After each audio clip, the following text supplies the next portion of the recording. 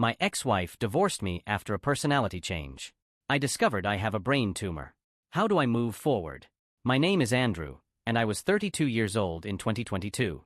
A significant chapter of my life closed, my marriage. It was not just any marriage, it was a journey filled with love, adventure, and an exceptionally deep connection. Reflecting on it, our relationship was not merely between two people, it intertwined with entire families, becoming a testament to the love and bonds we shared. My ex-wife's brother and I were so close that I had the honor of being his best man, an experience that highlighted the depth of our intertwined lives. I met Sarah, my ex-wife, when she was 33 years old, during a time of great optimism and hope. We were young and in love, ready to take on the world together. Our relationship blossomed quickly, fueled by late-night conversations and spontaneous adventures. We spent hours exploring the city together, getting lost in its winding streets and hidden treasures. We laughed, we argued, and we discovered new things about each other every day. It was a time of discovery and growth, a period of intense bonding that laid the foundation for what was to come. One of the defining moments of our early relationship was our trip to Belize. It was a spur-of-the-moment decision, fueled by a sense of wanderlust and a desire to experience new cultures. Together, we found ourselves immersed in the beauty of the Mayan ruins, with the ancient stones whispering secrets of a bygone era. It was there, amidst the backdrop of history and romance, that I made the decision to propose to Sarah. Sarah, of course, said yes, her eyes sparkling with joy and excitement. In that moment, surrounded by the ancient ruins and the promise of a future together, we felt invincible. We returned home with hearts full of love and dreams of the life we would build together. Looking back on those early days now, it is hard to believe how much has changed. The innocence of our youth has been replaced by the harsh realities of adulthood, and the promise of forever has given way to a harsh reality. Our bond, as beautiful as it was, began to face trials that neither of us could have anticipated. Initially, it was like any other challenge a couple might face, something we believed we could overcome together. Yet, as time passed, the hurdles became more daunting, testing our resilience in ways we never imagined. My mental health began to deteriorate, casting long shadows over our lives. What started as subtle changes in my behavior soon spiraled into something far more severe. In public, I was constantly on edge, plagued by an unshakable feeling of being followed. This paranoia escalated to the point where I became convinced that our home was bugged and that the police or even government agencies were monitoring me.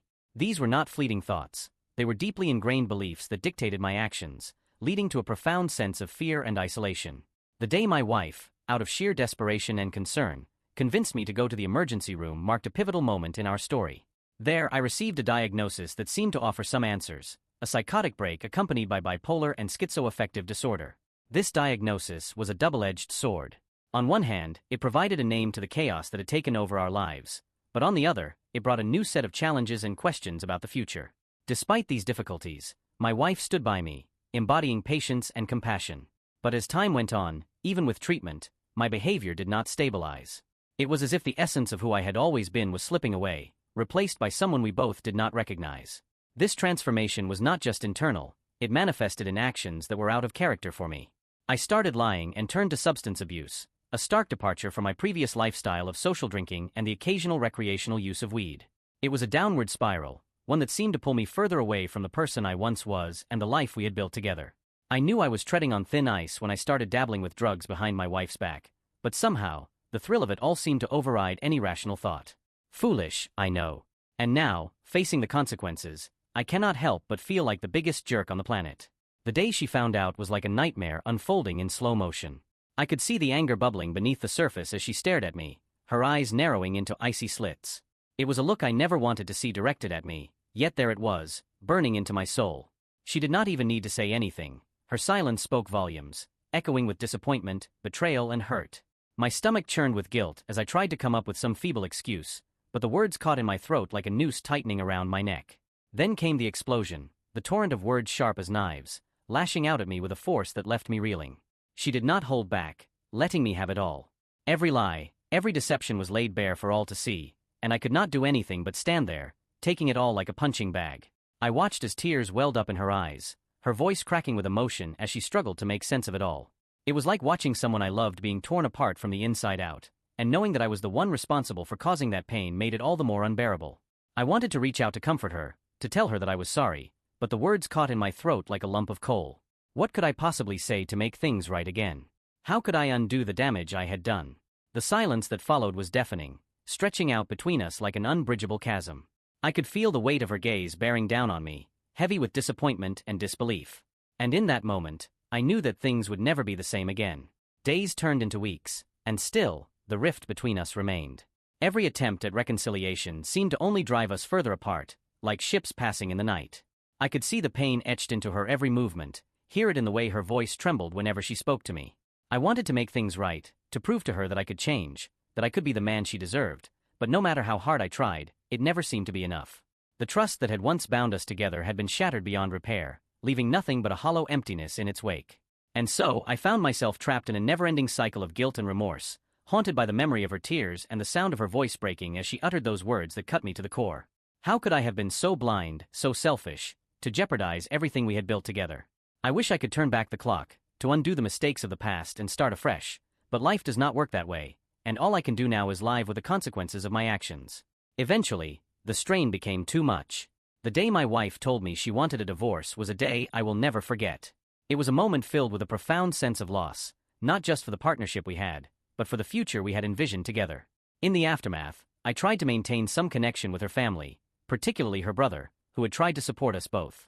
But over time, even that connection faded, leaving me more isolated than ever. Friends and family gradually distanced themselves, a response to the ongoing turmoil and additional revelations that came to light. In their eyes, and perhaps rightfully so, I had become a pariah. The year that followed was one of deep reflection and struggle. I grappled with the consequences of my actions and the reality of my situation.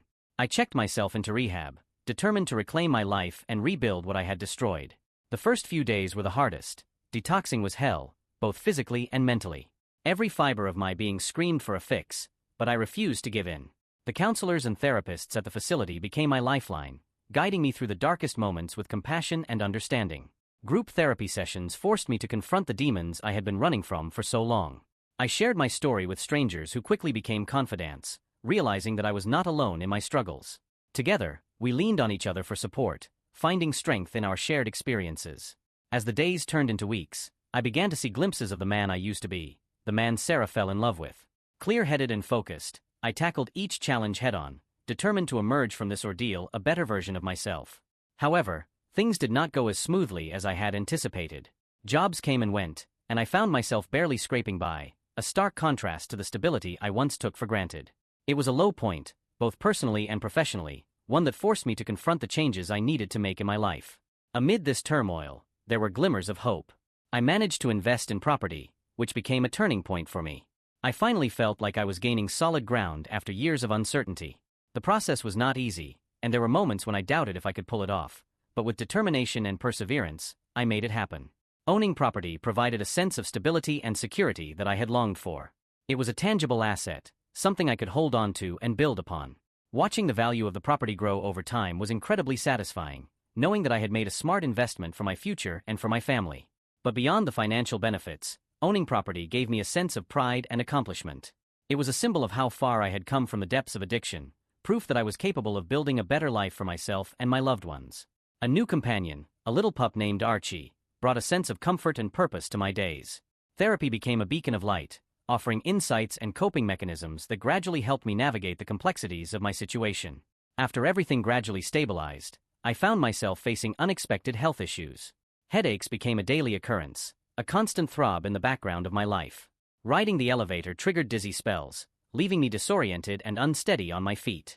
Concentrating for too long brought on pounding headaches, as if my brain was protesting the effort. Even driving became a challenge, with persistent ringing in my ears adding to the discomfort. At first, I brushed off these symptoms as mere inconveniences, attributing them to the stress I had endured and my erratic eating habits. I convinced myself that I was simply feeling weak, a side effect of everything I had been through. But as the days turned into weeks and the symptoms persisted, I began to worry.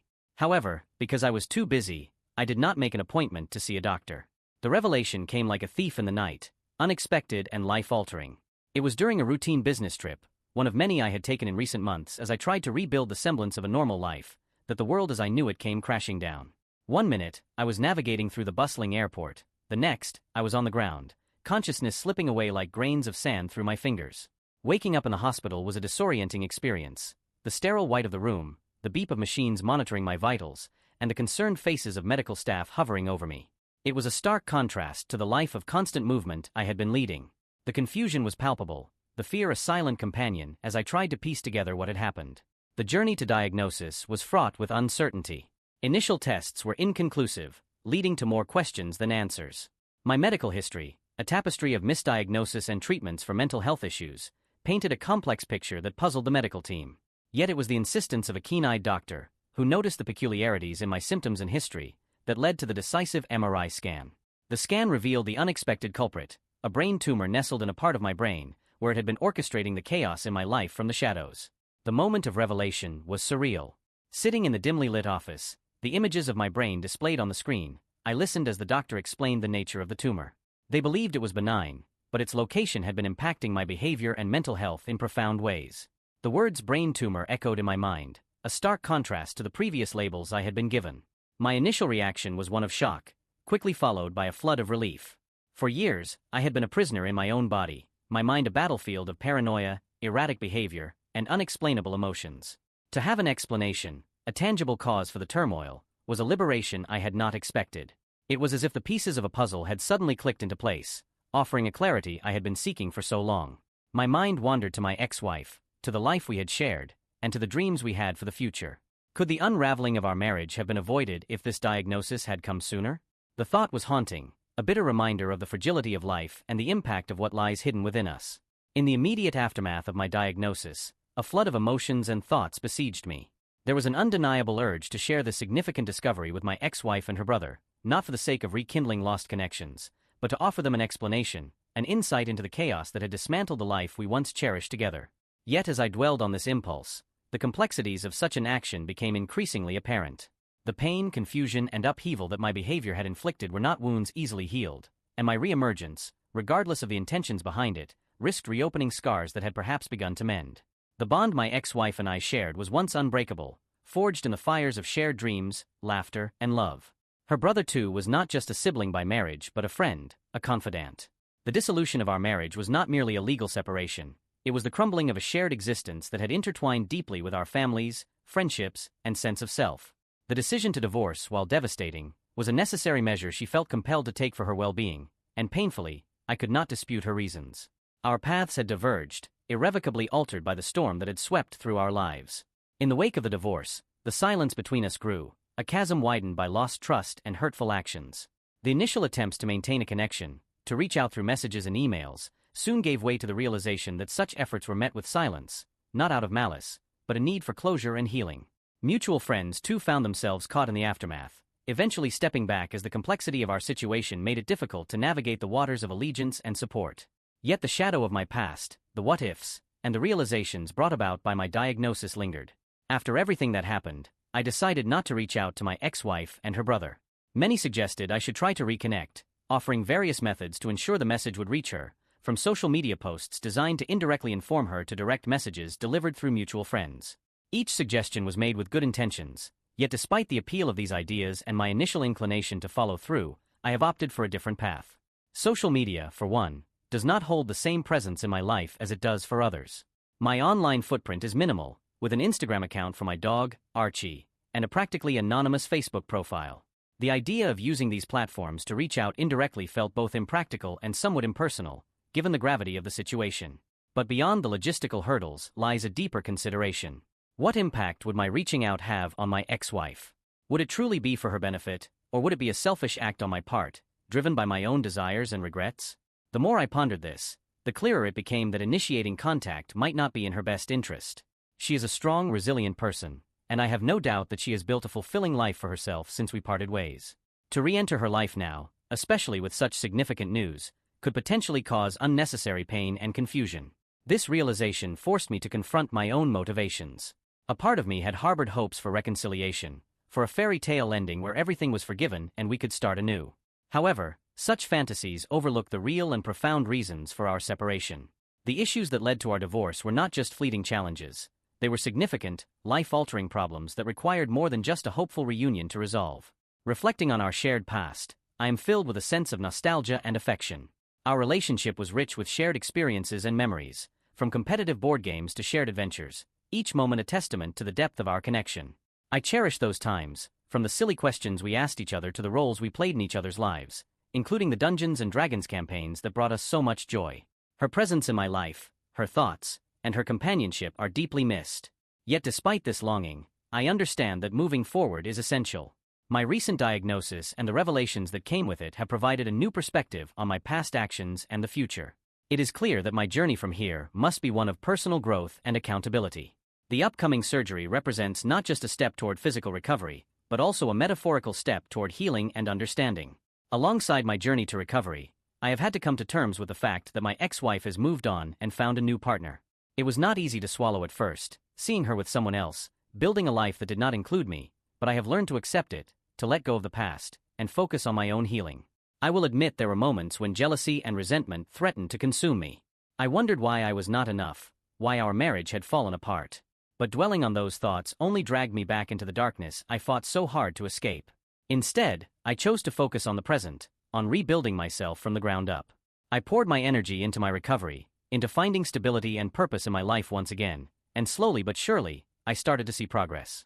With each passing day of sobriety, I regained a sense of clarity and strength I thought I had lost forever. I rediscovered hobbies and passions I had long neglected, finding joy in the simple pleasures of life once more. And as I began to heal, I realized that my ex-wife's happiness no longer held power over me. I will not lie and say it was easy. There were moments of doubt and despair, times when I questioned whether I would ever truly be okay. But through it all, I held on to the belief that I was strong enough to overcome anything life threw my way. And you know what? I am. I may not have all the answers, and I may still stumble from time to time, but I am learning to embrace the journey, to find beauty in the brokenness. So to my ex-wife, if you ever happen to read this, I want you to know that I am okay. I found peace within myself, and I hold no ill will toward you or your new partner. I hope you are happy, truly happy, because that is all I ever wanted for you. I never said it before because I did not want to burden you with my struggles, but I want you to know that I love you. I always have, and I always will. And even though our paths have diverged, I will always cherish the memories we shared. As for me, I am looking forward to the future with a newfound sense of hope and optimism. Whether or not I ever fully conquer this disease, I refuse to let it define me. I choose to live each day to the fullest, to find happiness in the small moments, and to love fiercely, just as I always have. In the meantime, life continues to move at a relentless pace. Job opportunities have arisen, presenting new challenges and decisions, and my recent property purchase adds another layer of complexity to my situation.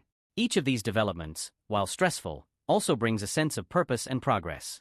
As I navigate this busy period, I find myself feeling optimistic for the first time in years. The prospect of what lies ahead, though uncertain, is invigorating. My focus now is on healing, both physically and emotionally, and on the growth that I hope will follow. The path ahead is unclear, but I am ready to face it with a renewed sense of hope and determination. My story, with its twists and turns, may not have the resolution that some were hoping for, yet it is a narrative that is still being written, with lessons learned and more yet to be discovered. For now, I am content to take things one day at a time, appreciating the progress I have made and the potential for what is yet to come.